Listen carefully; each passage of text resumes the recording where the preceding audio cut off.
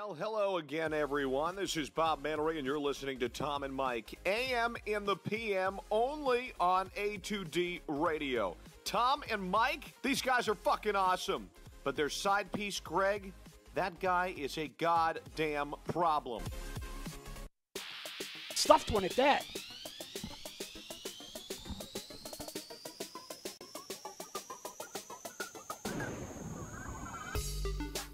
Let's go, Tom. Mike. AM. In the PM. A2D Radio. We're live from the Real Talk Studios like we are every Wednesday night, and we're brought to you by our certified public accountant. Make 'em yours. Find them on the web, GibsonMayer.com. Tom Arnone, Michael Mataraki, Greg Milwakovic not with us on vacation with the fam in Florida. Danny McGuckin not with us. Rob Povia not with us, but Ryan Brodo sitting in on the ones and twos. Brodo in there. And the family out there joining us everywhere, Twitter, Instagram, Facebook, and YouTube. A lot to talk about tonight. A quicker show than usual and an earlier start time than usual. We do this every Thanksgiving Eve for the family. Get you in and out and get you up early and do all the things you got to do. But we'll talk about Harper Machado later on in the show. Needing some good news outside of the Eagles. Obviously, the Sixers bring us good news, but need some good news on one of them, too. The Fultz saga continues, as you heard on A2D earlier. More breaking news from Markelle Fultz. Wants to change his scenery, and is still going to get his shoulder looked at before he does anything. What is up with this guy? Like, you don't dictate at this point, babe. There's times you can dictate, and there's times you can't dictate. This is one of the times to me you can't dictate. We'll talk about Markelle. You're 20 years old, and you've played 30 games in the NBA. Go to the kids' table. That's what I said earlier. Listen, when you get a standing ovation, when you get a standing O for hitting a three-pointer, like, we got your back, babe. We got your goddamn back. You hit a three-pointer, you're the first pick of the NBA draft, okay, and you're an NBA player, and you're getting standing O's for hitting threes, and you need to change the scenery? We need to change the scenery, all right? We'll talk about Markelle later on the show. Thoughts and predictions for the Birds, if it even freaking matters at this point, but we still got to talk about it. And Jenkins calls out his teammates. Is our main topic. Did you say if it even freaking matters at this point? I mean, it matters, but you know. Nothing is over! There's people. Nothing is over! Some of the family, I'm sure, is going to say that they don't feel like it matters anymore. I know to fix this poll question, you know, I believe, you know, can they win the NFC East still? We'll talk about that as well. I don't know anymore. I saw a team lay down and quit on Sunday. They could lay down and quit. They could win the NFC East at 9-7. They still can, but what confidence? Will they? Will they? And I want to know the family. What confidence do you even have out of a 1-10 that they still can win the NFC East or even play better football? You know, let's take the NFC East out of it for a minute. Can this team just play better football? I don't know if they can. I don't know if injuries are too much at this point. I don't know from what I seen on Sunday is a bunch of guys lay down. Like, I love Malcolm, but you want to give the finger to Sean Payton, stop somebody. Because I don't like getting mad after the fact. We got to be mad in the moment. It's easy to get mad after the fact and be the guy pointing the fingers, but it's hard to be the guy mad in the moment and do something to stop it. Well, my thing is, that's what the Eagles did to teams all last year, so why are they mad? Exactly. When we ran up the score against Denver, all of us in his fan base said, stop us then, right? Right. Well, we can't have our cake and eat it too. When somebody's rolling our ass, what are we going to do to stop it? Like, listen, we talked about it. There's milk cartons all over this defense. Brandon Graham going to get a deal at the end of the year, right? Where you been? Fletcher Cox, like we talked about a million times, milk carton. Jordan Hicks, Nigel Bradham, are they on this football team? And Malcolm Jenkins goes right with them. He don't get a free pass. He hasn't played all pro safety this year. So there's key guys on this defense, even though with all the injuries, that we should still be okay, right? And not get 48 put on our ass and look like we're the worst team in football. Okay, I know the Saints are good. I know they're tough at home. But when you see a team that gets boat raced, you'll wonder about the mental makeup. Well, let's get into this for a second because I want to ask you something. And we got the poll question too, which I'll get into in a sec. Go ahead. But it kind of leads into the poll question, which I'm serving it up for you. Yes, sir. Platters. Buckets. It's been like a theme of mine for like the last week on Facebook. Everything's just buckets. I love it. I love buckets. It's easy, simple. Yeah. But I know you're going to read the poll question in a second, and I want to just preface the poll question by saying or asking, can you lay down if you're never really in the fight to begin with? So now, my friend, if you want to let's pose that question. Let's pose the poll then. Do you agree with Malcolm Jenkins that the Eagles laid down versus the Saints? Yes, no, some did, some didn't, or other. Let us know. Facebook, Twitter, Instagram, YouTube. Chime in, family. We're reading off your questions, comments, and obviously tons of concerns. And as well, we want your thoughts and predictions for a chance to win a little money from us to you. It is a season of giving, right, fam? Is it not? A little Skrilla. It's giving time. Yep. It's giving time, so we're here. But you got to screenshot that shit. Yep, we need a screenshot. You post it right to A2D on Facebook. Come right in, just post right to our wall. And if you win, you'll get the money. Real simple. But to the poll question, do you agree? Do you agree they laid down? Ryan, I want your opinion on this as well. Yeah, absolutely. But I mean, do you agree? Like, I do. I saw a team quit. I saw it in their facial expressions, and I saw it in all-pro talent. And listen, our offense flat out stunk on Sunday, okay? I get that. But you weren't winning that game anyway. Well, that's okay? That's because the defense was atrocious. Right. And I understand the secondary is a problem, but there still was zero pressure on the quarterback. And I agree Zero. with that. And I think for me, my answer is some did and some didn't. But the reason that I say that is because I feel like you get to about maybe the 2-minute warning of the first half, and you're down 24-7, and you got guys dropping like flies. You got to figure that they know that there's no way they're coming back from that. Not with the way that New Orleans offense was playing. And I could understand to a certain extent some guys just saying, you know what, let me get out of here healthy and live to fight another day. We still have, 4 division games left? We still have an opportunity to make the playoffs. I'm just going to back the truck in and make sure I get out of here healthy. Now, am I condoning that? Yeah. No, not necessarily. But I can understand that mentality with some guys. I can, but that's the difference from a team last year to the team this year.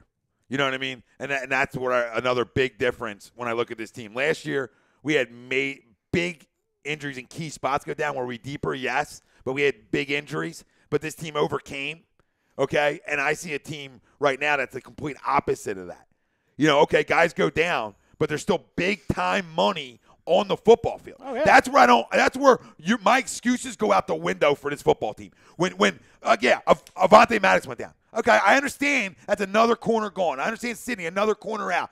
The whole list goes on our secondary. Rodney, who's bigger, more important than I think any of us ever really thought, right? Well, it's interesting because he didn't seem like he was showing up at all, but all of a sudden, as soon as he was gone, forget about it. Huge miss. Oh, yeah. Huge miss. And so I understand that. But when there's still, like last year, there's still a ton of talent out there, right?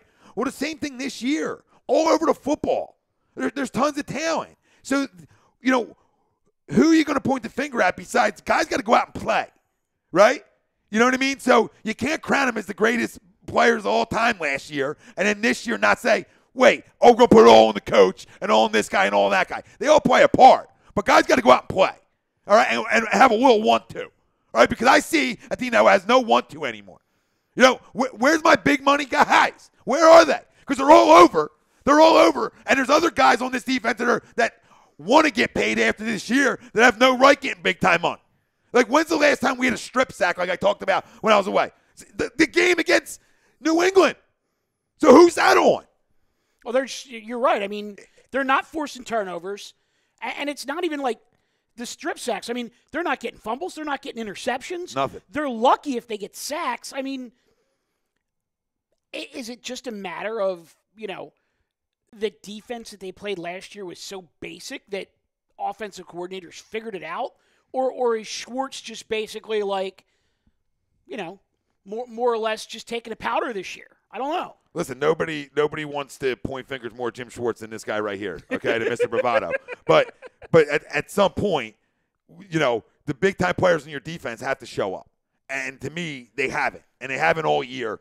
And that's the problem. It's not like Fletcher Cox has had a great year and just had a bad day on Sunday. No, he's had a horrible year. It's not like Brandon Graham's had a great year and had a bad day on Sunday. Hicks, Nigel, Malcolm. It's not like they all had great years and just had bad games on Sunday. They've all been bad and invincible. Guys, you don't even realize they're out there invisible. Sorry. They've been invisible to the naked eye. Like when you watch a game, you're like, are any of these guys playing? Guys that talk about it all the time after games. Was this guy on the field? Was this guy on the field? I'm going to preface this by saying by no means do I think last year was a fluke, by any means. But it's becoming more obvious to me that certain guys on the defense, guys that have actually managed to stay healthy, those of the few, just flat out. The few. Yes, the few. Flat out overachieved last year. I'll give you a name. Somebody that we haven't mentioned at all throughout this entire season. Not even based off of, he's injured, I'm going to name drop him. Nigel Bradham. When's the last time his name was mentioned ever? So I was saying, I haven't heard his name at all. So with all these guys, and like for weeks I was thinking, Timmy Jernigan is the key to this offensive line. Really? And do I think he's a big part? Sure. But for a guy like Fletcher Cox, who's getting paid all of that money, he's touted as one of the best defensive players in the league. He shouldn't need somebody else to even have a pulse on the field. No, he shouldn't need somebody else. But, now you see that loss was big, or at least looks to be big, on the defense side of football. Yeah. But now I know Scotty Bolden saying to me, Tom, the Rams defense gave up 51 points on Monday and still won. Yeah, and Aaron Donald is still a beast. Like, listen, I get it that their offense came to play. They're also at home, okay, and they're also a team that's one of the best in football right now. We're not. So if you thought we were going to go in and beat a team 51-48, and all of a sudden this offense was going to be clicking on all cylinders, you're crazy. And I think some of it has to do with the fact that your quarterback missed all the things he missed. I think it does play a major factor throughout this year. Oh, yeah. Now, I'm not making excuses for the guy because he's played well enough, okay? He's played well enough in games that we should have won, and our record should be a lot different right now, okay? Now, Sunday was his worst game so far as a starter. But every part of me believes that his response to this is going to be his response that we know it is, okay? Because he's a worker. He's a grinder. He's going to go nuts on Sunday. This team and this lack of success is actually not on him. It's on everybody else. Everybody else that stepped up last year when he was gone haven't showed up this year at all. And that's because sometimes when you read the press clippings a little too much, all right, your belly gets big. You get fat. You start eating too much, essentially. And this is what this team is. It's what the team is. That's why I think next year, and I'm not chalking this year up to being over yet, but that's why I think next year is going to be such an important year because that's when you get hungrier guys and guys that put in that extra work in the offseason that might not happen this year. Well, the thing, and I love how you said that, though, but for me, it almost then becomes a question of, do you have guys on this team that, basically just say, that's okay, Carson will take care of it. That's okay, Carson will bail us out. And last year, once Carson was gone, then they all kind of stepped up and said, okay, well, we're going to have to get Nick over the hump here because if we want to win this thing, he's going to have to be the man. And then all of a sudden, everybody plays out of their minds. Yep. And then you even look at the first two games this year. You get Atlanta comes in on a Thursday night, and it's another defensive struggle, just like it was in the playoffs last year. And then they go to Tampa. And what did I say after that game, right? I said, and I'm not running from it, I said this team started right where they left off last year. Right. Guys coming in spots and making big-time plays to win a football game. And then all of a sudden, they went away. Right. To your point. Well, they go to Tampa, and they basically give up two big plays against Tampa.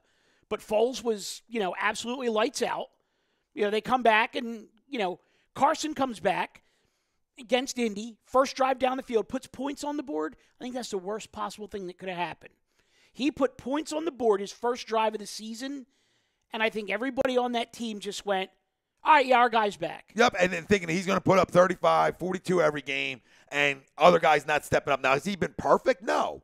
Okay, he hasn't been. But like we talked about, it doesn't all fall on the quarterback at times. Right, we'll get to you, fam, promise. Yeah, so we got Timothy Floria saying D-line isn't the same this year. Secondary gets exposed. And that's what we've been talking about. Guys have been on milk cartons. Guys have not been around. And there's guys who get big-time money. And our best defensive lineman this year has been Michael Bennett.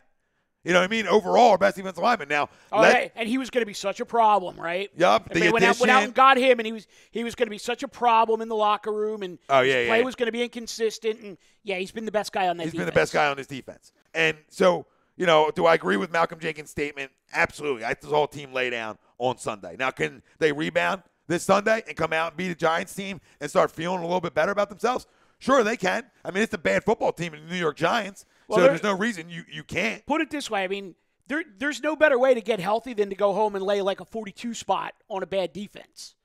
Now, the question is, are they going to stop the Giants? Or are they going to lose 45-42? Listen, you got exactly. Do you guys know I love Scotty, right? But he must be drinking the meager Kool-Aid. I mean, he absolutely must be on the meager Kool-Aid because he's like, he keeps talking about scoring points. We get that.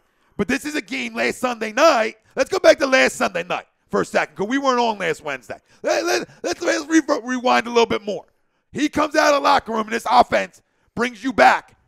Not only from being down, what were they down? 17? They were down. Or 17-3? 17-3. 17-3, so down 14 points. He brings you all the way back and ties it up. Defense, boom. Let Dallas go right down the field and score. They come back again and put points up to tie it up again. And what does our defense do?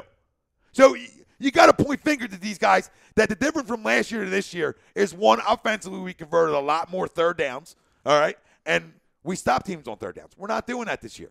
And we're not creating turnovers like we talked about earlier on. And it's the same, and that's a recipe of not being good. That's what's going to end up, that's what that's going to translate to, is you're not a good football team because you need to create turnovers in this league. Do you think Malcolm's been good enough this year to get to talk that talk? No. Nope. Okay? And I'll be real with it. Like, Malcolm Jenkins is a real good safety. Okay? But he's not all pro. He's not the best guy at his position. And he hasn't played like he's the best guy at his position or the best guy on this football team. I mean, the defense as a whole has flat out stuck. And he, all the talking in the world doesn't get your ass burned on Sunday a bunch of times. So how much talking can you do? Well, the best contribution he's made to this team was not get hurt. Boy, it's interesting that you said that, though, Ryan, because what I was going to say is, we posted the question the other day about, Jenkins versus Dawkins and the comparison. And, I think most people say that, there's never going to be another Dawkins. And, we're not saying that Jenkins is another Dawkins. But I think whenever Dawkins made a verbal statement, he always went out and backed that up with his play. And I think Jenkins, for as long as he's been here, he's always been solid. Never spectacular, but he's always been solid. I think he's a good verbal leader. No question about that. But I don't think his actions on the field entirely back up all of his bravado. I agree. I mean, look, sometimes you can talk and be out in the public and be the guy that answers all the questions, and that's great. But to Ryan's point, and we talk about it all the time, the best ability you can have sometimes is availability, and he's always on the field. Listen, and that's great, and I'm not taking anything away from him or saying he's a bad player. I'm saying this season he's another guy who hasn't played up to his capabilities. When's he made a big play? Somebody out there tell me, and then we can get off of his ass, right? That's all I got for anybody on this team. When's the last time anybody on the defense made a big play? Exactly. So, keep that in-house then. Because, or maybe you have and nobody stepped up, and maybe at this point you're like, I'm going to go out and just say it, okay? Because he said what we all felt, but my issue with Malcolm on Sunday and some of the fans is, you get burnt by Kamara, you want to then give the middle finger to Sean Payton. Well, get the middle finger as that play's going on. Yeah. You know what I mean? And that's your middle finger at that point. Like, you're trying to run it up? I'm going to pick this ball off, right? You know what I mean? That's the middle finger. So anybody in that locker room that's got an issue. Yeah, do something about it. Yeah, that's got getting their ass handed to them on Sunday. Well, this is the great thing about sports, right? And the great thing about life is you always got another one, all right? For the most part, you're always going to have another one during the season. So what's your response going to be? We're going to find out everything we need to know about the 2018 Philadelphia Eagles this Sunday against the New York Giants. Everything, every question, concern, problem, quit, all that is going to be defined on Sunday. All of it. Absolutely. So on the tube, David Rosca says, hey, boys, what's up? What's up, David? Zill Jones says, what up, fellas? What's up, brother? Bryce Blackwell says, yo. You. Foolish Demon says, I have zero issues with New Orleans running up the score, fly, Eagles, fly. I don't know, bro. Not at all. John Casanova, number one person on my shit list this offseason, Mike Groh. You telling me it's hard to implement a playmaker like Tate in the offense? Fucking rat, wrong guy for the job. Okay, I'm with you on that one. Yeah, bad family tree. Yeah, Alexander Verducci, some did lay down, some didn't. Damn, I would love to know the guys who didn't. Foolish Demon says you got to play as hard as you can. However, they are human. Okay. Bryce Blackwell says, all you want. Lay down, 50-50. Me of everything, Tristan, as we now know. What's up, boys? Fuck Fultz. What's up, brother? Hold on. What do you want to go back to? Too many, because I feel like too much of the family's 50-50. That's a flat-out quit job. We can't keep going back and believing this team is what they were in 2017. We can't. There's too much of a sample size now, all right? And I'm sick and tired of this That's why shit. the question was written that Okay? way. I'm sick and tired of us giving excuses for being 50-50. If you didn't see Sunday a flat-out fucking quit job, then you need to check your own pulse. And I love every one of you, but check that shit. Because that's a quit. That's a quit. Now we're getting 50-50s? No, let's all as a fan base say, this isn't good enough. You quit on us. Because we didn't quit on you yet. As we can see, right? We still got family that didn't quit. All right? Oh, that stadium will be packed on Sunday. And I didn't quit either. Right? Because I don't quit on my guys. But I'm going to hold everybody accountable and say, y'all quit on me. I ordered like $100 worth of food. So I ain't happy for a bunch of family in Florida to come over and enjoy the game together. And that shit's over after a quarter. So you quit on me and my money. It's funny because if people don't want to say, And the people who went to New Orleans, they paid a little bit more money. Yeah. They quit on them too. if people don't want to use the phrasing quit, I'll give them another phrase. I'll compare it to basketball. You know when somebody goes up for a big dunk and, like, for example, LeBron will back out of the way because he'll do what? He makes a business decision. Right. I think a lot of these players, I more agree with you, Tom. I think they quit. But if they don't want to phrase it like that, they absolutely made a business decision, whether it was for their own health, whether it was to save their health for later in the season. But that's what they did. They made a business decision. And that's fine, but guess what? Do the business decision, get off my fucking field. Exactly. You understand me? I agree. That's your business decision. Don't quit on me on the football field. Just walk off. Because now you're lying to me by staying on. Do the Jason Peters game. I'm all for 5-6 plays. You know what I mean? Like a bunch of guys, I'd rather you just go off the field. Brandon Graham, just go off the field. Because I'll tell you what. play with guys that aren't getting paid and that want to make a statement over guys that are getting paid big-time money. I will tell you what. If it was a college game and there were 60 guys standing on that sideline waiting to go in, I bet you 3/4 of them would have walked off. Absolutely. But there's still guys for the guys who did quit. Oh, yeah. I mean, there's still other guys. So, like, that to me, and it's not, it's directed at people that feel that way, that would be a cop-out. That's a cop-out out of us saying, well, they didn't quit. No more guys wanted to get hurt. Well, you still got to play football. Yeah, so any way you slice it, you stop playing football, and all we have is our perception of it. Yeah, agreed. The Super Bowl champion getting their ass exposed like they're looking to get the number one pick of the draft. Hold on, because right? now I got an issue here, and there's Khalid says, you guys hear that Ramsey is alive next year via Adam Schefter. Khalid, you got to clarify that. Oh, that the Jags are willing to trade him or looking for suitors. Yeah, I'm all in. Yeah. What do you want? Right. You want my first? You want 2 of them? I'll give you 2 first. This is what I got an issue with. Harlem Cowboy says, guys, please just admit that the Birds stink this season. Okay, fine. Maybe they do stink this season. But hold on. You have to blame the quarterback just like Dak gets the blame for everything in Dallas. So stop it. Wentz is not the franchise quarterback Birds were hoping for. Shut the what hell the up. fuck are you smoking? What are you smoking right now? You could line up Carson Wentz's stats through 38 games against any Hall of Fame quarterback that you want, and they're comparable. And guess what? He doesn't have Zeke Elliott in his backfield to bail him out. So, you want to talk about offense versus defense and blaming the quarterback. What? Just because Leighton Vander Esch all of a sudden, actually found his shit and you have a defense that's halfway decent? You want to come talking shit about our quarterback? Guess what? If our defense could stop Zeke Elliott, our quarterback would have beat your asses last Sunday night. It's true. It's true. It's just ridiculous. To say he's not a franchise quarterback is asinine and makes you sound clueless. All right, and to say that we did not criticize him or don't criticize him. Listen, rewind the tape, babe. Because at the beginning, I sat here and said it's his worst game of his career. How much more criticism do I need to put on him? But if you want to put, since he started playing up until the Saints game, all on him, then you're clueless. And you go below Nick Foles. Literally jump on your knees and get a mouthful of some giving this Thanksgiving. Okay? Because that's clueless too. There's no going back to that. Nick Foles is who he is. He went on a run, great. If you saw it at the beginning of this year, he's not good enough. Well, and then he's saying he tried to score 21 points with one throw on Sunday. Okay. He tried to score 7, asshole. And you know he what? Didn't try to score 21. But here's the thing. What young quarterback, actually, any quarterback, because we've seen Brady do it, we've seen Rodgers do it, we've seen Andrew Luck do it.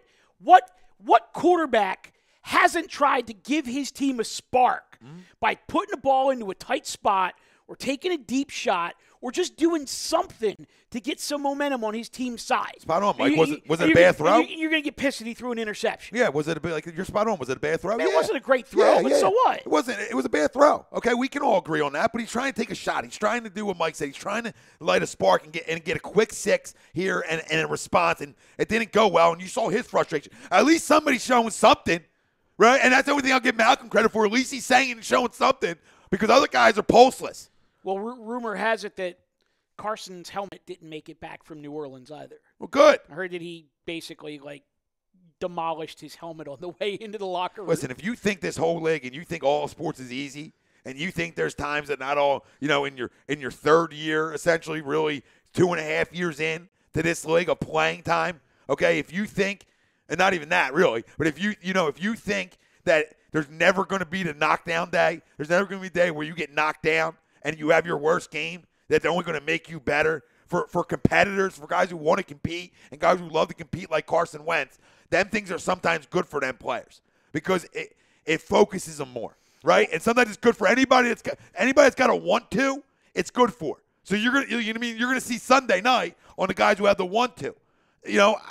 Listen, I just think, like I said, I think OTAs and chemistry are a big part of offense, okay, and the defense side of the football. So defense side of football. The biggest part of your offense is your quarterback, right, and your distributor.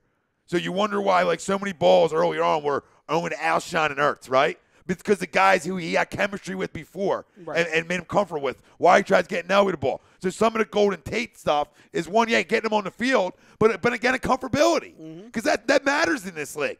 You throw balls before guys are even in spots. And anybody thinks that you don't is crazy. Well, everybody in the tube chat is now kind of going at it. But the one thing I wanted to read was Harlem Cowboy follows up and he says, "You have to admit Wentz is holding the Birds back." No, he's not. The defense is holding the Birds back. Interesting point though. Such agenda-filled bullshit. And you'll like this one, Alexander Verrucci. What scares me is when I see the Colts play and they look like we did last year. Just watch the games. That's fine, but listen. Frank Reich. But that's why Mike Rowe needs to be fired then. Yeah. Because that's the correlation then. Because if we want to, you can't have it both ways, right? Like we talk about. Yeah. It can't be all Doug. Doug does the play calling. It's all him, but Frank Reich's a genius. Okay, you understand what I'm saying? Mm-hmm. And he's the whole reason. Because if he's that smart, which I always love Frank Reich, okay? Mm-hmm. But then what's the correlation from you not getting, you can go up and down the field, but your lack of third downs, your red zone, conversion rate, all that stuff not being nowhere near as good. So what's the then one thing you look at? You look to a guy who was 32nd in the league in offense as an offensive coordinator in 2016 with the Rams, and you say, "Whoa, that's funny. How did you get a job again?" I'll bring up a comparison. How did that happen? I'll bring up a comparison. Just tell me if you guys buy this. And this is another quarterback who he was an MVP, who we all agree if Wentz stayed healthy, he would have been the MVP or much further up there. Go back to when Kyle Shanahan left the Atlanta Falcons the year after they went to the Super Bowl. Then they switched to Steve Sarkisian, and that offense isn't clicking. Who drinks a ton. Yeah. Yep. So we all know that when you switch offensive coordinators, it's going to take a while to get, to gel. And the big thing with the Falcons back then was they clearly hold on. So you switch offense coordinators. Your quarterback wasn't here for all OTAs and all off-season stuff. Mm-hmm. You think all that doesn't matter? And I think Mike Rowe's a flat-out moron. But you think it all doesn't matter? It absolutely does. Yes, this is exactly my point. To where no matter who the quarterback and coordinator are, there's going to be times where you have to figure stuff out. It's a gelling period, okay? Wentz didn't have that before the season. And then when your offensive coordinator is a dope, it's even worse. Listen, you understand? His dad was a terrible coach. I mean, the apple don't fall far from the tree here. Okay, getting to Flyers are on the board, by the way. Oh, nice. John Abili says, "Hey guys, what's up, John? Ken Mastakowitz. I hope I got that one right. Maybe the only huge play of the year so far for our defense was no sooner than Dak take the snap. Michael Bennett. So it was a Michael Bennett play. That might be." and I agree. John Abili says the Birds are holding them back. Teamwork. Yep. Spot on. And he says the Eagles just don't have the heart they had a year ago. And I think that for a majority of people, that's how they feel. I mean, that's how I feel. I know there's injuries, but there was injuries last year. But we're not as deep as we were last year because we've got hit with a lot more injuries. But there's still enough talent here that you could still be successful. Are you going to go to the Super Bowl successful? No, but there's still enough talent to still be successful enough. Wait a minute. Hold on a second. Another one from this troll. Carson was sitting and learning when they won that ring, buddy. What? Sorry. Weren't the Birds like 11-2 when he got hurt? These guys Wasn't he on pace to win the MVP when he got hurt? Dude, I hope you have a terrible Thanksgiving. I mean, it's as real as I can be. Dak was sitting. And I wish happy Thanksgiving to everybody. But Dak what I mean by terrible Thanksgiving, that the Cowboys get their doors blown off. Dak was sipping Mai I might wish terrible Thanksgiving. Dak was sipping Mai Tais on the beach in Florida for, 4 or 5 weeks while the Eagles were I was still going to say, playing as soon as last year? December ended, Yeah, so did Dak. was sitting at home as well. So, interesting. Yeah, it's funny how that works. Not because he didn't have a leg, because What he you got didn't there, have a bud? choice. 90-79 Thanks, Sixers brother. right now. Appreciate you. Yep.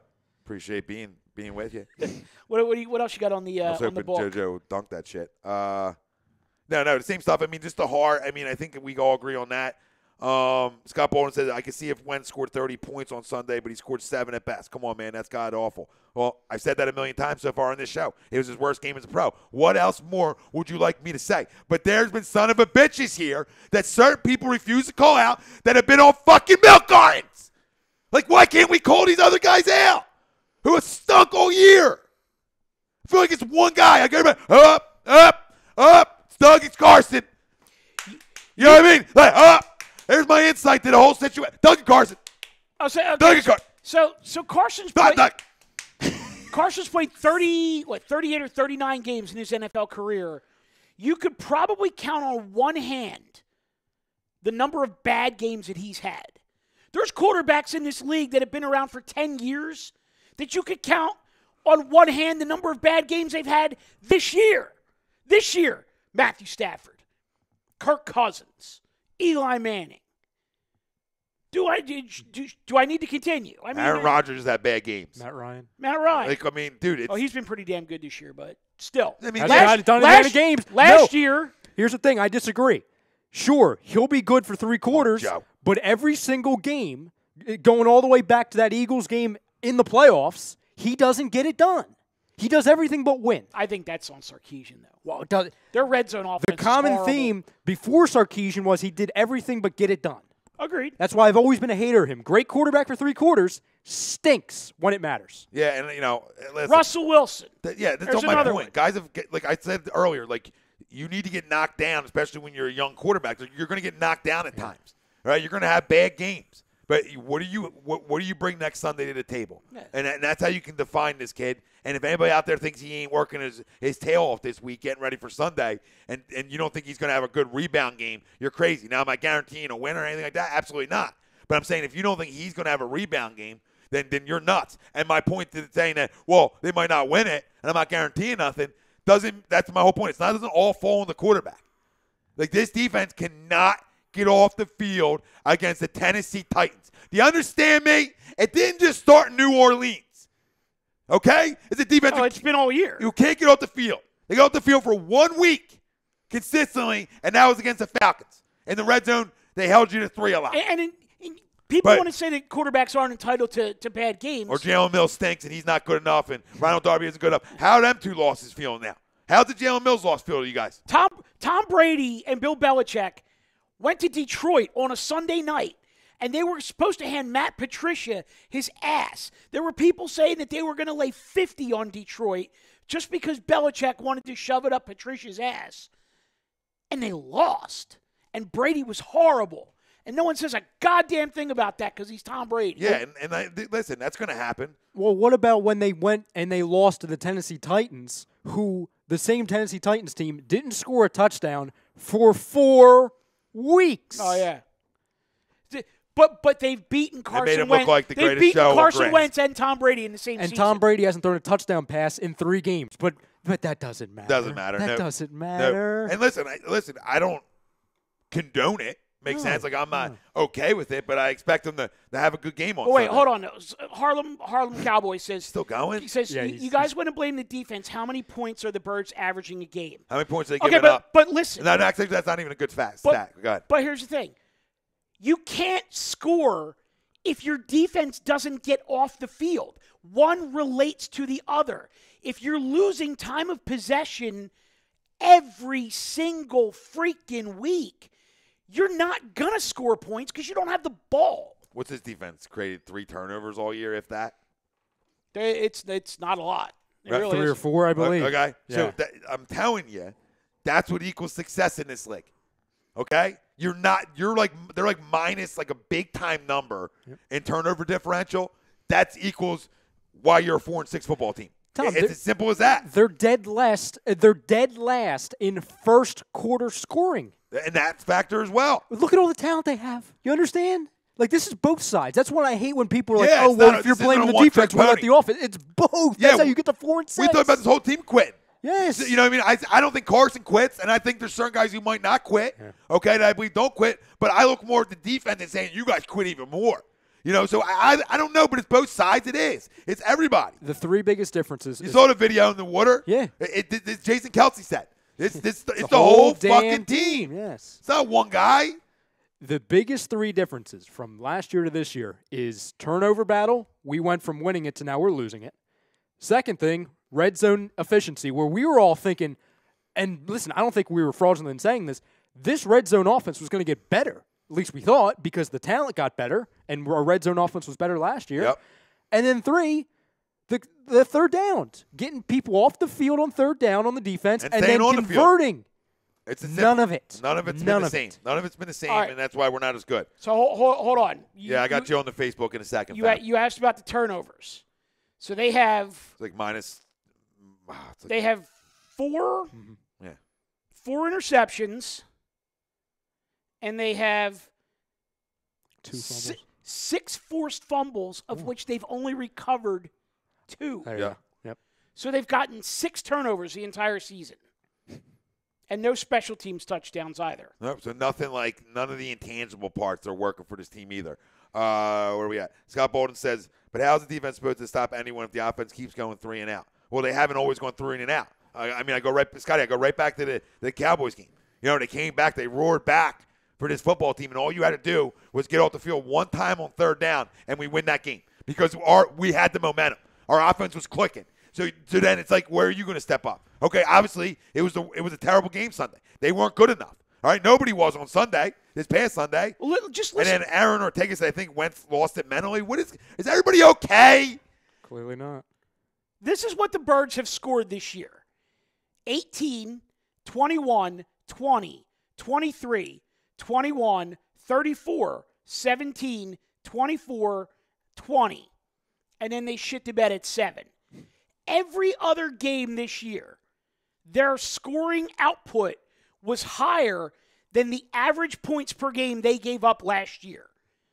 If that's not an indication that the defense is hurting this team more than the offense, you need to check yourself. Do you guys know what like ebb and flow of a game is, or any of that means? Like when you create a game flow. Yeah, like when you create a turnover down in the other team's end, okay, and you go get 7, what happens to your whole team? Okay, it all affects things. And so does converting third downs offensively. Okay, all right. But if you want to point a finger on who this is more on and get into that game with me, then I'm going to point to this defense all day. I want to touch on one thing that Scotty said as well. We've had games won, and this defense has lost it. Well, and then this is why it's so frustrating, because we can talk about the defense, then we can go right back to the offense. I could argue, Scotty, that it's not about us going 3 and out every time, because that's not what they're doing. It's almost a curse in disguise in most games, especially in that Dallas Cowboys game, where we went down the field on these long drives, and what did we do? We didn't convert it into anything. So it then cost us because we took 7 minutes out of the clock, but we turned it into 0 points in a turnover. Mm-hmm. It was a curse in disguise. Nope, it's been an ugly year. I think it's safe to say that.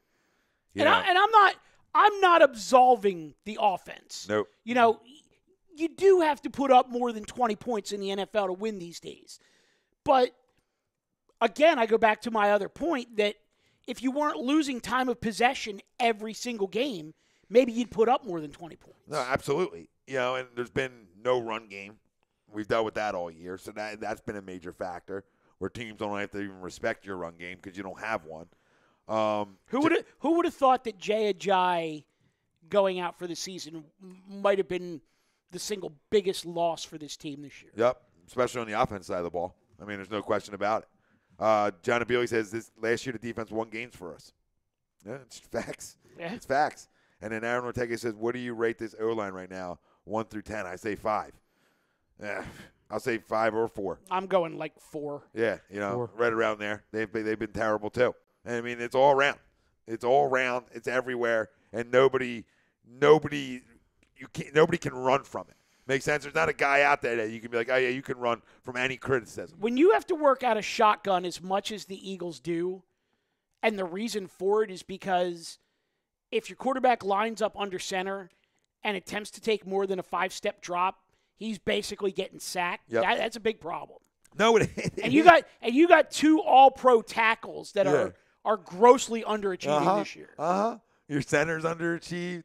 I mean, and for people to your think best that doesn't- guy's been Brooks. Yeah. I mean, that's been your best guy on this offensive line so far. Jason Peters didn't want to play alongside Wisniewski. So Salamahu comes in. I mean, it's a bunch Stinks. it's a bunch of shit this year. Yo, Pootie Tang. What up, Poot? What up, Poot? And for people to think that doesn't directly affect the quarterback who's coming back, who didn't have a leg 9 months ago, Yeah, and I mean, we're going on like 11 now. But still, really early in the whole process, and everybody just dismisses it like it doesn't matter. When he's overachieved essentially from the injury. They're like, go watch Deshaun Watson in Houston. Let me ask you guys a question, all right? And tell me the knee still isn't a factor for And him. I watched Deshaun Watson on Sunday. It's absolutely a factor. Mm-hmm. And another guy came back early. So Wentz's rookie season, he was killing it for the first 3 games.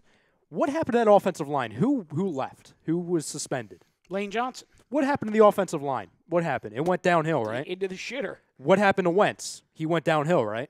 For the most part, Because he was forcing the issue, he was trying to do too much because of the offensive line not doing him any favors. Oh, what's the common theme this year? The offensive line, week in and week out, because of injuries or just lack of play, have gone downhill. Therefore, he needs to force the issue. And it's still twofold. When you can't run the football, okay, it's even worse. Dudes just pin ears back.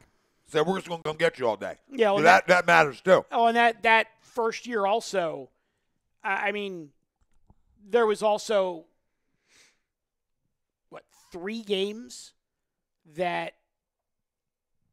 they could have and probably should have won, but they had either running backs or kick returners fumble the ball and basically fumble away games. So when you're a rookie quarterback and you put yourself and your team in a position to win, and then you got guys turning the ball over and, basically taking wins away from you, as a rookie, it's deflating. And you saw what he did last year. He came back with a ton of confidence. They win the opener last year. Then they go to Kansas City and lose a real tough game. And then they rattle off 9 in a row. They lose in Seattle, which, at the time, Seattle's defense was still pretty formidable. Top 3, and what does he do? He goes to L.A. the next week and basically, dominates the first 2.5 quarters of a game because he basically was saying, you know what, Seattle last week, that wasn't me. Exactly. And then he gets hurt. So, the flip in this quarterback from year 1 to year 2 was one of the biggest I've ever seen in the NFL from a quarterback. And he was just keeping the train rolling when he came back, but maybe the train wasn't rolling quite fast enough because of the injury, missing the OTAs, the new offensive coordinator, blah, blah, blah. All that factors in and for everybody to not being perfect. You know what I mean? Right. Does that make sense to people? Like, you got to be perfect in this league. The margin of error is small, right? I mean, you talk about, it's a game of inches. It's true. So your margin of error is really small in this league. So when things are just a little bit off, it makes everything off. Yeah. Not everything, but enough. Like in major spots, 3rd down conversions, stuff like that, red zone, right? When you're a little bit off on them spots, or you can't run the ball on first down well enough or even second down to Right. put yourself in good spots, and then you're not creating turnovers, and it's all just a cycle that just equals for not good enough football. And through all that, they're still 4-6, and still have a fighting chance to win this division. You know, a fighting chance. I'm not saying they are. They still have a fighting chance out if they go out and take and win some big games. It's crazy that everybody in this division is alive still. It is. It really is. Now, realistically, are the Giants alive? No, they're not. But mathematically, they are. But I want to address something real quick because there's some people that are making comments about Mike Groh, and there was a lot of stuff that went on, social media this week about Groh and stuff like that. For the people saying that we should have kept John DeFilippo and we should have kept Frank Reich, that's great, but you can't prohibit guys in the NFL for taking jobs that are a promotion. So the only way that you're keeping Frank Reich in Philadelphia is if he's the head coach. And the only way you're keeping John DeFilippo in Philadelphia is if he's the offensive coordinator. Now, do you want to basically say that Josh McDaniels screwed us because him not taking the Indy job led to them hiring Frank Reich? And if Reich didn't get that job, he wasn't going anywhere? Sure, you could do that, but guess what? This is the real world. People, take jobs and quit jobs and play one hand against the other all the time. It happens in the business world all the time. Yep. So, yeah, did Josh McDaniels indirectly screw us? He sure did. That's life. Got to live with it. Should John DeFilippo have been promoted offensive coordinator? Absolutely. That's the only thing that I'll blame Howie Roseman. But he was gone already because he had already taken the OC job in Minnesota. Because you let him go because Frank was still here. Right. So at the point Frank was still here, so he wasn't jumping. He wasn't jumping. So, right. it's all a cycle of us getting screwed again, just like the cycle of this season. Mike Royal says, "Sup, fellas? Happy Thanksgiving." Thanks, brother. Right back at you. Foolish Demon just loved your ebb and flow. He just said he's like, ebb and flow. It's just the way it is. And, last year, everything went right for us. Like, all the little things that you can do to win football games went right. And that's what it takes to win a Super Bowl. And that's what it takes to win a Super Bowl. Now, can you still win a division? Unless you're the Patriots. Yeah, can you still win a division and win a playoff game by certain things going right? Yeah. But, we'll get into scores and predictions here in a minute unless you just want to head over to Tube and do it all over there. We can do it all over on the YouTube side, too. And go to scores and predictions, talk Markel Fultz, a little Harper Machado, 10-9-8, which is winning right now. You want to take a quick break? You want to do it now? Yeah, and then come back. We'll take a quick break. We'll go over to the Tube, get scores and predictions over there, do Fultz, Harper, Machado, and say happy Thanksgiving, everybody. Absolutely. That works for me, bro. So listen, everybody on Facebook, Twitter, Instagram, head on Hop over to the Tube. To the Tube side, and we're going to be giving away money for whoever gets the score prediction right and the offense and defensive player of the game. That's the tiebreakers for you, fam. Mm-hmm. So we'll give it like, okay, you get the score right, somebody else has the same score as you, but say you had Nigel Bradman, your defensive player of the game, and he was the closest thing to a player of the game, you might win it. That's how things happen. That's how you win the money. If you pick Devontae Bosby as your defensive player of the game and he wins it, I will personally deliver the gift card. Yep, and if he gets his head around on a football, I might even give you some money too. So you got a chance of winning a lot of money if guys just turn their head around and want to make a play. One time. This segment was brought to you by not only Gibson Mayer LLC, our certified public accountant. Make them yours. Find him on the web, GibsonMayer.com, as well as our doc. Got to make him yours too. Specialized Physical Therapy LLC, Burlington, Cherry Hill, Princeton, New Jersey. Get them kinks worked out. Yep, they got a little Black Friday specials going on over there. Go to their Facebook page. Massages, I believe, $75. Cheap massage. Get your rub on. You're playing football tomorrow. You may need to be there on Friday. Everybody plays Thanksgiving football. Might need to be going there Friday. Tom, Mike, AM, in the PA. HUD Radio. We'll be right with you, fam. Just a couple minutes over on the YouTube side. Late.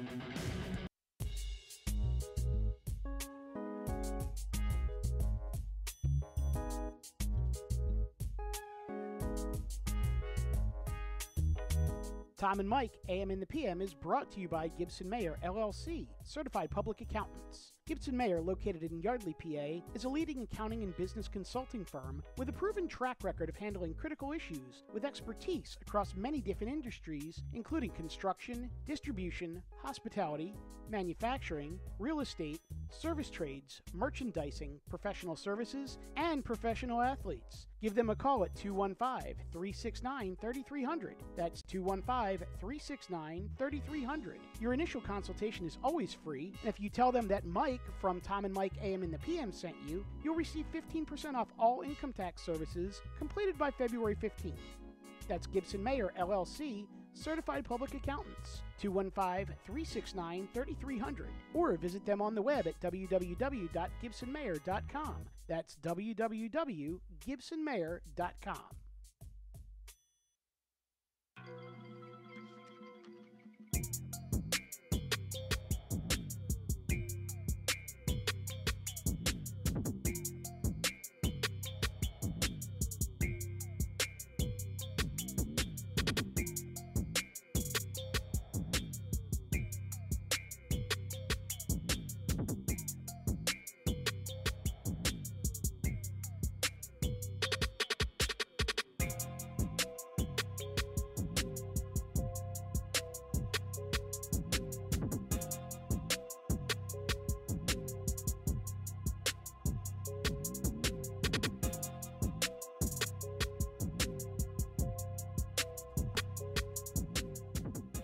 We're back.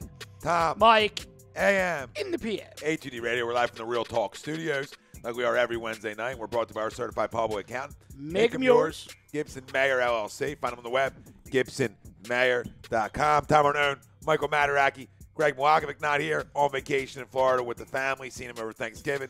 Danny McGuckin probably out drinking because he's a baby and a puppy, and he's still in his prime. So we know where he's at. Rob Povia. Probably drinking at the park with his friends, hoping the cops don't show up. Tons of work to do tomorrow for Guru Elite, so he can't join us tonight as a producer. So Ryan Barretto filling in there for the Pove. We started our show off by obviously talking about Malcolm Jenkins and did this football team lay down on Sunday. I was just going to say, Ryan's like the ultimate utility man. He's like host, co-host, producer, social. Like a Swiss, You're like Rex Hudler. like a Swiss Army knife. I don't drink. Do you know who Rex Hudler is? Ben Zobrist. I can Google it real quick and figure it out. Ben Ben Zobrist. Zobrist.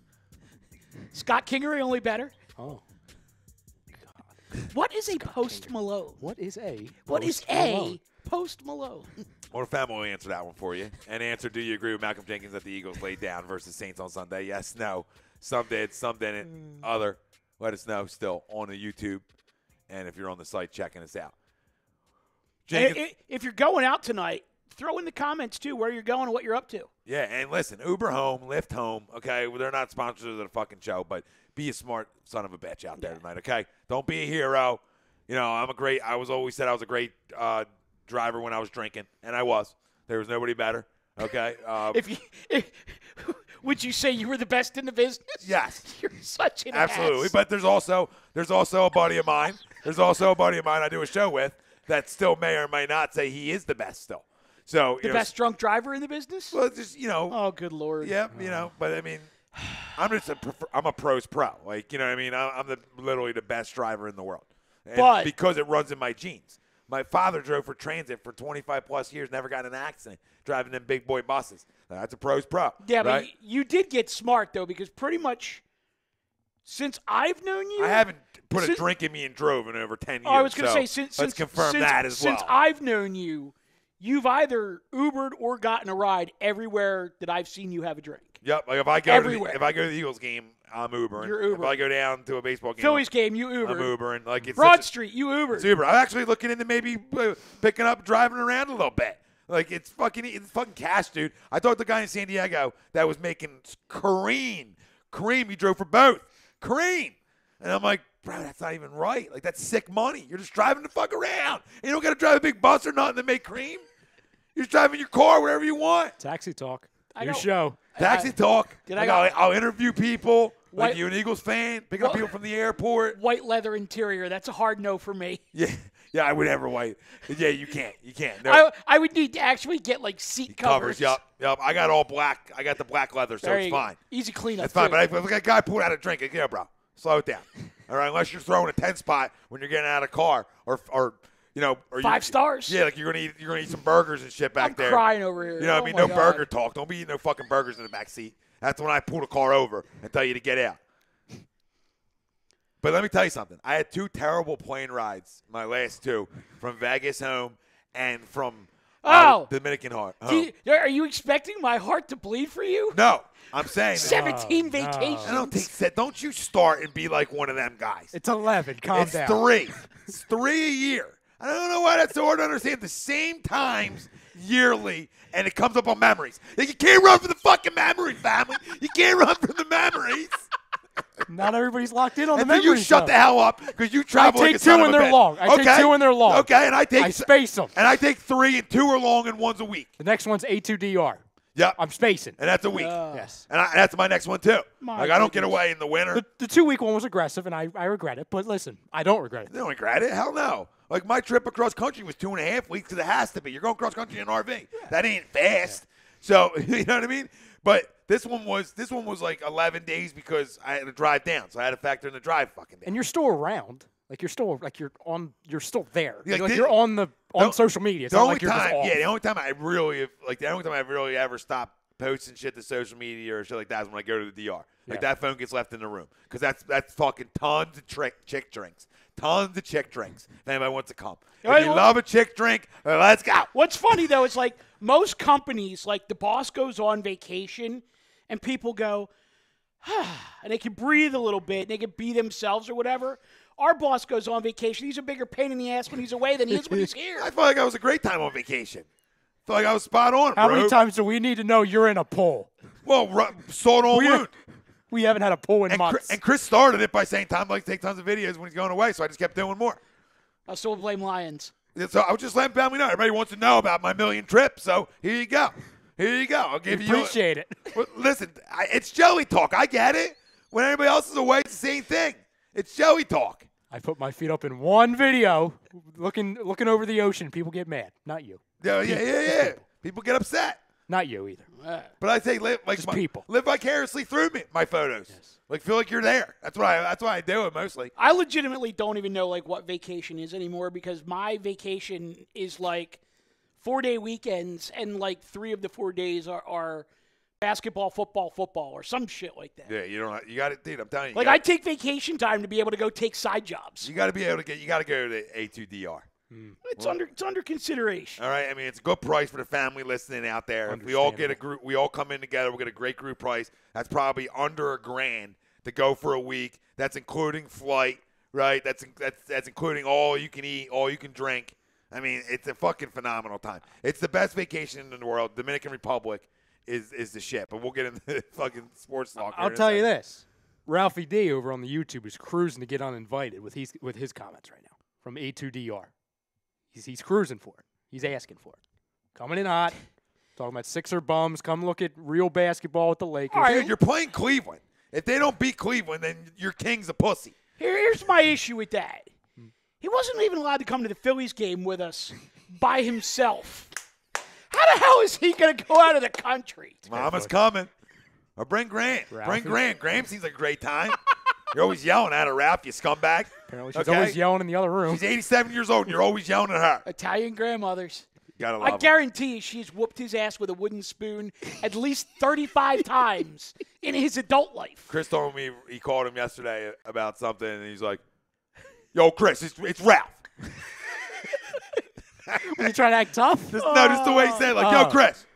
Yo, it's Ralph. Like, you know what I mean? He's fucking, his Philly fucking accent. Is he from Ridley? Yeah, he's a crump. Is he really? Yeah. I just want to call him Ridley Ralph. I love Ralphie. Delco. big- Ralph from Delco. The big soft and mental. That's what I like to call him. Go ahead, Benny. Ooh, get out. 4-point game, minute 20. Nobody blows more leads than the Sixers. The Shmoo. Smell.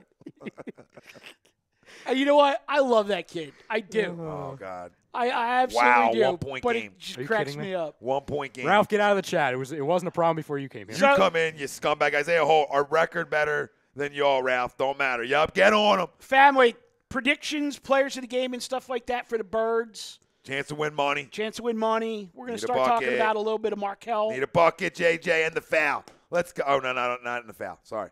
False alarm. Up 3. We'll talk a little Markel, some fills, and then we'll hit the bricks. But You give a score position as soon as this game ends here. AD open 3. Missed it. Big rebound, Wilson Chandler. yeah, we'll ride this out. We'll write this out 35 seconds ago. I know Walking it up the floor. you're probably getting it quicker than us, I man. say if you have a final already, don't you put it in the chat yet. Don't you dare. I'm hiding the chat. We're not even looking at you guys right now. We love you, but we're I'm not literally like phone is face down. 6 on the clock. It's a late give up. You know what they're running there too. Shoot that, Ben. Shoot that, Ben. Oh, my God. Benny misses it. Ugh. Looks like Joe and Wilson Chandler both had a chance there. All right. 13 seconds left. Timeout. We'll come back to you. Ralphie D says 27-17 Eagles.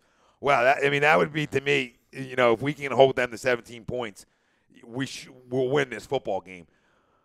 And I hope this offense comes out and puts up a lot of points on Sunday. But listen, fam, offense, defense, player of the game, score predictions, give it to us now. Chance to win money.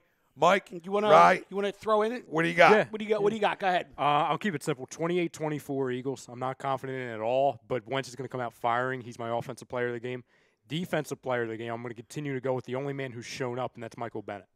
All right, that's a good one. That's a good one. I don't think either team gets many stops on Sunday. And if the weather forecast is accurate, it's supposed to be like sunny and 65 degrees on Sunday. Nice day for the football. That's throwing weather. To me, this has like 38-34 written all over it. I'm going 38-34 Birds. Offensive player of the game coming back after one of the worst games of his career, Zach Ertz. Defensive player of the game, he's got to show up at some point. I'm going back to Nigel. You do. You're both close with your scores, and I agree with it. I've been begging for this offense to score more than 30 points. I don't know if they do this week, but I'll stay with a 31 spot and hope that they can and rebound and get all these weapons to football. And go 31. I just don't trust this defense. I'll go 31-28. A Jake Elliott field goal maybe for the win type deal. I don't see blowout. I hope that it's a response game and a blowout game. We're fighting for our lives, and so are the Giants essentially. But, I think as a man in that locker room, they'll tell you this is do or die game. That's interesting. So you would expect to get this effort, a good effort at home. Well, he's got a 4-point game. I have a 4-point game. You have a 3-point game. So we're all in the neighborhood. Close. Yeah, We're close. I want to say Carson's player of the game, and he probably will be. But I'm going to go because they talked about this week. It's hard to get Golden Tate in the offense. I expect a heavy dose of Golden Tate this week. there should be. And I think he maybe gets his first touch or big play. I'm hoping for on the defense side of football. I always go with Fletcher Cox because we need him. But, I'm going to point a finger right at Malcolm Jenkins to tie right into our poll question. We laid down? Okay, well, you be a leader and you step up on Sunday. How about a big play? Fumble recovery, a pick, a sack, strip sack. If you're Mike Groh, why do you even say something like that? It's like you guys think. You think before you talk. That's what I was gonna ask you guys. And I know I'm giving him far too much credit because we all know the guy shouldn't have a job right now in the NFL, or at least on our team. Is there any chance that he may have said that as kind of like a swerve, like a bluff? Could have. Against a division rival. Honestly, I don't think that he is that cunning enough. Well, I agree with that, yeah. Maybe something. What if like Doug or somebody said that to him? I agree. The answer's no. The answer's no. Is that a foul? Did he just call a foul there? Legitimately, I would not rule it out, but I just don't. I don't think I just don't think he's cunning enough, and I think it's one of those things where, like, he was getting pressed on the whole thing with Golden Tate, and he was just like, screw it. Yeah, exactly. Yeah. He's like, look, I'm having a hard time. No, you call that a foul? Were they tied up? No, they called a foul on AD shooting. If you see it from the other angle, he didn't even touch him. Well, here's the thing, though. He didn't even touch him.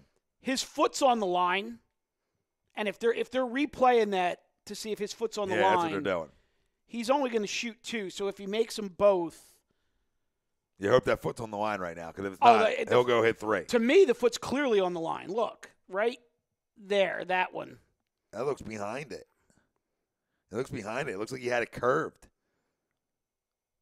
I thought he had room to come down. I mean, I thought he had the room to come down. They're showing the wrong angle again. Did he walk on the step back? Well, they ain't calling that. I wish they'd go back and be like.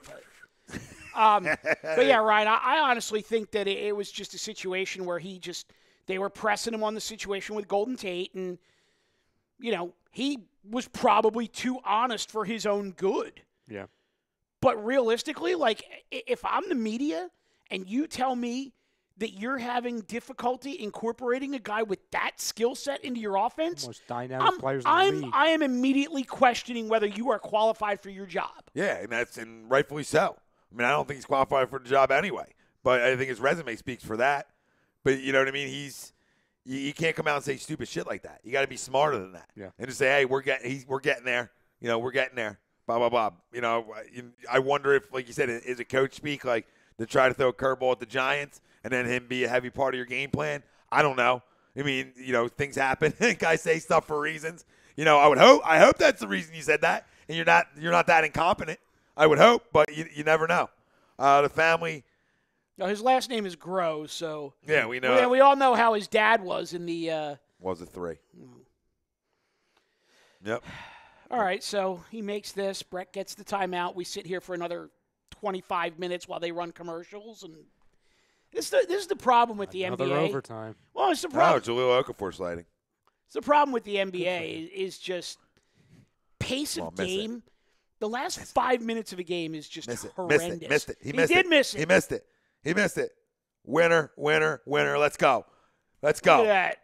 Get it again. Let's go. Let's go. How many times over the years has that happened to us, though? Right. Where we've been the ones missing the free throw at the end, and the clock runs out. Ball don't lie, because he didn't foul him on that play at all. There was no contact whatsoever. He didn't impede his landing. Make sense? It's all about, do you impede their landing spot? Do you take them away from being able to land clearly, right? Mm-hmm. That's the whole clear-out game in the NBA. He didn't impede nothing.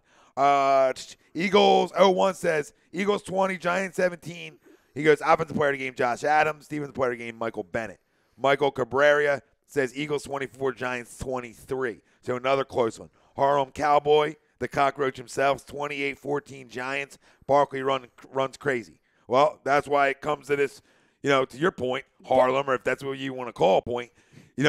What I say is it's up to our defensive front and our front seven to make plays and be one of the better run defenses in the league that we're supposed to be. Well, Barkley may run crazy, and the Eagles could still win the game in a big way.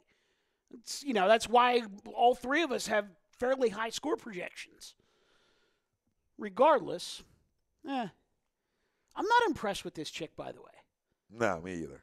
And it's not even like I'm not impressed with the way she looks, because she looks okay. I just don't feel like she's has a glow. Yeah, she's just not knowledgeable enough. No, me either. JoJo's such a pimp.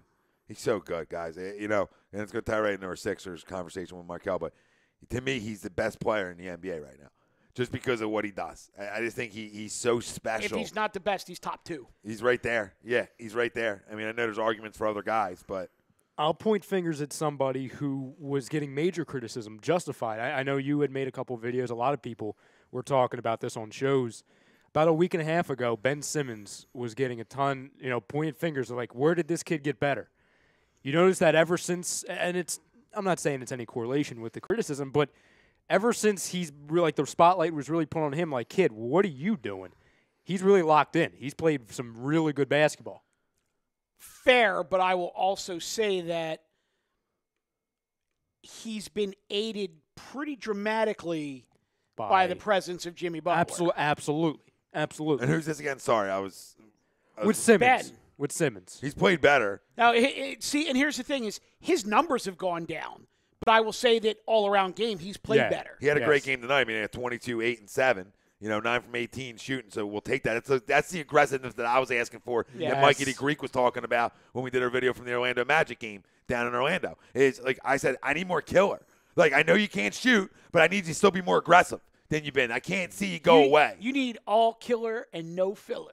That's it. Exactly. And, there was a couple games, especially the Orlando game, he looked invincible when I was there. Yeah. So, that matters to me. Joel tonight had, what did Joe have? He had 31 and 19. Jesus. 31 and 19. What did Butler have? Butler had 13, 6, and 3. 5 for 16 from the field. Reddick had 13. Mm-hmm. Landry had 15. And Wilson Chandler had 13. So you had 1, 2, 3. All 5 starters in double figures. I love me some Landry Shamet. I do. Me too. Yeah. Could shoot the 3. 4 for 6 from 3 tonight. What did Furkan do? Furkan 5 minutes, 1 for 4, 2 points. All right. But because JJ 0 for 7 from 3 tonight for JJ. Oof. So Landry going 4 for 6 and Muscala going 2 for 3 from 3. That helps it out. Really helped you out. McConnell hit a 3 and Chandler hit a 3 and Joe hit 2. Okay. So other guys, like I said, 5 stars in double figures, definitely recipe for success. Oh, yeah. And then you get that off the bench, Landry, and like you're right, Mike, such a key contributor, and doesn't playing all 4 years in college mean something too? Mm-hmm. Because guys come out and they're more polished. Their game's more polished than a lot of younger kids will be. So I just think that's always interesting. Speaking of which, you just reminded me of something. Please continue on. I'll come back to it. But the Markelle Fultz saga here continues in Philadelphia. And, he's almost not – I don't know if he's requested anything per se yet. But has talked about that he wants a change of scenery. And, to me, that's mind-boggling to me that you need a change of scenery when we've supported you from day one. We've cheered you on for being the first pick of the NBA draft and being an NBA player for hitting a three-pointer. I don't even know how else to say it, man. We've supported this kid, and for the majority of the people out there, wanted to believe in him and tried to believe in him and tried to encourage him. And at the end of the day, he's a flat-out fucking mental midget. And to me, at this point, for a guy who supported him and expected real good things from this kid, I want him out of town ASAP. ASAP. It's interesting because we've talked in the past about, he's 19 years old. He's 20 years old. People need to cut him a little bit of a break. He's still a pup. He's going to catch on. He's going to get it. We've done everything that we can to defend him. And the video that you posted before we went on the show was spot on. And for those of you guys that haven't checked it out, go on the A2D Radio Facebook page or Twitter page and check out the video because, like you said, when you're given an NBA player a number 1 overall pick, a standing ovation for making a jump shot, you can't do any more to get behind someone. Yep.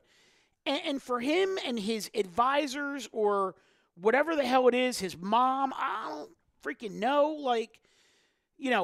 He now he thinks he'd be better playing for a different team and he would like to be moved. Well, you know what? Get on the court, show that you're healthy, put up some numbers, and actually give us a trade chip, and we'll try to move you. Until then, the only place you're going to get moved is either injured reserve or Delaware. Yep. G League, bench, or injury reserve. Real simple. And the Sixers 10-0 at home this year. And that's taking care of business. They take care of business. The point that you made about Shamet, though, about the 4-year college players, I want to go back in the other direction real quick because the Duke Blue Devils, who will likely have the first 3 picks in the draft this year. Boom! Yep. To a more experienced team. I took Gonzaga. The Zags. I took Gonzaga +7 tonight. You can give me that all day. Well, you can give me that all day. You took Gonzaga +7, and you got the win outright. And what was the Sixers tonight? I lost the Sixers tonight, obviously, because they won by 1. Yeah. I guarantee they were higher than that. But, again, but I don't get in the whole, blow and lead game real quick because the NBA and everybody just makes runs. But I just buy into the wins-loss thing. Because at the end of the year, you're not going back and looking how you win and lost games. You're just looking, did you win or did you lose? And tonight's a big win for this basketball team. To stay hot, they're better than the Boston Celtics. When there's certain people on A2D that crown themselves would be better than them. Well, how's that working out? And the fact that, I would love to move Markelle Fultz. But, I would move him yesterday. But at this point, what are you getting for him? And I think I would just take anything. just to wash my hands with it. You would need to attach him to like another player, like a Mike Muscala or something. You know what I mean? Like it would have to be a package to get rid of him and get anything back. I think the only way. Yeah, you have to give up another player. Well, I think the only way that you get anything of value back for him is it's got to be Zaire, and then either Wilson Chandler or Muscala. I don't think you can part with both of them because then you have zero depth at the 4, unless Ben's willing to play the 4. But I don't. I mean, I don't know if a guy who has an allergic reaction losing 20 pounds and a guy who has a shoulder injury. Yeah. I don't know what that's even getting from me anymore. But that doesn't have any value, right? Yeah, so it's it's so tough. And I had thrown out like, so it's going to take 2 first-rounders. But then I was saying like, do you do top 10 protected? And a buddy of mine said to me, he's like, you can't do more than top 2 or 3 protected. If you try to do a top 10 protected, and you're doing Fultz and Zaire, teams are going to laugh at you. And he's right. I'll just give you unprotected because I don't believe I'm drafting 1 or 2 anytime soon. I'm starting to think. Well, if the Miami pick though. Yeah. Yeah, but you don't give that one. I mean that's just don't that's put that true. one in So there. you don't trade the Miami pick. You trade your own picks, and that's fine. I'm starting to think this might have some kind of effect on the whole. And I'm not crazy about this player, but this might end up involving J.R. Smith. Because you see over in Cleveland, they're in desperate – I mean, he's refusing a buyout. Therefore, they have to trade the guy. He's doing business on his own without an agent, all that mess. Cleveland, we know what Cleveland is right now. This might end up being a window to where J.R. Smith comes here almost like, okay, we have no future with J.R. Smith. We're trying to get rid of him. Okay, maybe Zaire somehow figures it out. Maybe Markelle Fultz – we think he still can play sometime, and since we have such a long rebuild, maybe you know what I mean? So kind of like a desperation for desperation. So do you think the Sixers are going to trade Fultz to Cleveland for J.R. Smith? Maybe not straight up, but as part of a deal. Yes, to where those 2 players would be involved along with some other people. Yeah, I need more. I was going to say I want no parts of Mr. Hennessy. No. himself. I'm not saying just for J.R. Smith. No, but I just don't want him on my basketball. No, I'm not saying I want it. I'm just saying that's your gut feeling.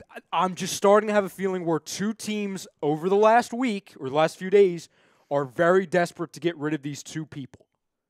You know what I mean? Yeah, I just don't see we need that. We need his fit. Oh, I hope I'm dead wrong. But here's the thing, though. Are the Sixers really desperate to get rid of him? Because I don't think the Sixers are desperate to get rid of him. I think he's suddenly desperate to get out of Philadelphia. Yeah. So, I mean, I still think you can package him with a Furkan and, picks of some nature. I really don't want to part with Furkan, but for Bradley Beal, I will. Oh, yeah. But here's the thing with the Sixers is they've already declined the early option on Furkan, and he was the one earlier that was talking about, play me or trade me. Well, they started playing him, so. Yeah, I'm just saying if you want a guy like, Bradley Beal. Right. So, you know what I mean? You're going to have to part ways with more than Markelle, but if I'm parting ways with Markelle, I want a player of that caliber. Right. I want to bring in a Jimmy Butler caliber player to have my big 4 so when I do get to the finals, I can go play with Golden State. Because to me, you add Bradley Beal to this team. This team is going to the NBA Finals. I think they're going anyway. This team's going to the NBA Finals, and they can beat Golden State. Now, that's a tall task, but they can beat Golden State with them 4. Let me ask you. That's a big 4 to go play. Let me give you another name real quick. If you can't get Bradley Beal, any interest in Tobias Harris? Yes. Yeah. Another scorer, another filler upper. I like Bradley Beal's game. I think he converts well with these guys, just like Jimmy did. Right. I think he's a hard worker, a good kid. So all that. But Harper, Machado. All right, so here's the deal. Obviously, I had football work over the weekend. What's real interesting is I'm finding now that a lot of college football and Major League Baseball people have sort of like cross-pollinated. And a lot of NFL people and minor league baseball people are sort of like cross-pollinating. So I had 3 conversations with 3 different people over the weekend. And what I'm able to deduce from these conversations is that Bryce Harper is absolutely, positively, beyond a shadow of a doubt, going to be a Philadelphia Philly. Yeah, I believe that too. Second piece of this is the Phillies are going to go all in on Machado, but they're not real thrilled with some of the things that he said through the latter half of the season and into the postseason, and they want to talk to him and his agent and make sure that he's got his head screwed on straight. And then he came out and said, before they lay the first dollar offer out there, because they don't want to basically outbid themselves. And that ties into his tweet today or yesterday when he talked about, I just want to win. I want to do everything I can to win. So that sort of ties into his tweet. I mean, we talked about it on a few weeks back on the show that, I'm all in for both. You have to be. Yeah. You're in for both. Now you become one of the best teams in the NL. Just with them two acquisitions, and then you can go add maybe another arm to your rotation, and you're right, and you're there. Yeah. You're there, and you can play with a lot of people with them two additions. So, but real quick, also, like on the Phillies though, let's back off Gabe Kapler for a couple weeks here. I mean, the guy basically just lost pretty much everything. In those fires out in California. Yeah, I mean, I know. I don't like the guy's a baseball coach, but that doesn't mean anybody wishes that upon him. On a personal level, I mean, okay, granted, the guy's got a place in Jersey, a place on the West Coast. Plenty of money. The West Coast was his primary residence, and he lost everything. So let's back it off on Gabe Kapler for a few weeks, at least until the winter meetings. And no, Gabe Kapler is I'm off of Gabe Kapler until the season starts. We need to be on Matt Klentak. And it's on one guy. It's Matt Klentak, Andy McPhail, freaking John Middleton, the whole upper management and ownership of this baseball team to go open the checkbooks and let's go. And if you could swing it, though, 1-800-RED Cross. They definitely need to help. Absolutely. And another thing is, I don't know why anybody lives in California. It's beautiful, but I don't know why anybody lives in California. No, earthquakes and forest fires, forget about it. Fault line talk, nope, I'm out. We're out. Quake talk. We're out, too. Everybody, happy Thanksgiving out there, family. Everyone. Enjoy yourselves. Eat a ton. Hopefully I don't pull a hammy playing football tomorrow with my boys. Shoulder. Yeah, a lot of options. Tom. Mike. AM. In the PM. HEDradio.com. Thank you all for joining us. We'd like to thank Gibson Mayer LLC, our certified public accountant. Make them yours. Find them on the web, GibsonMayer.com, as well as our doc. Paul Vidal, Specialized Physical Therapy, LLC. Find them on the web, SpecializedPhysicalTherapy.com. You'll be there Friday. Yep, Cherry Hill, Princeton, Burlington locations. Tom Renaud, Michael Mataraki, Ryan Brodo on the ones and twos. The family out there, we love you. Thank you all. Happy Thanksgiving. Later. Peace.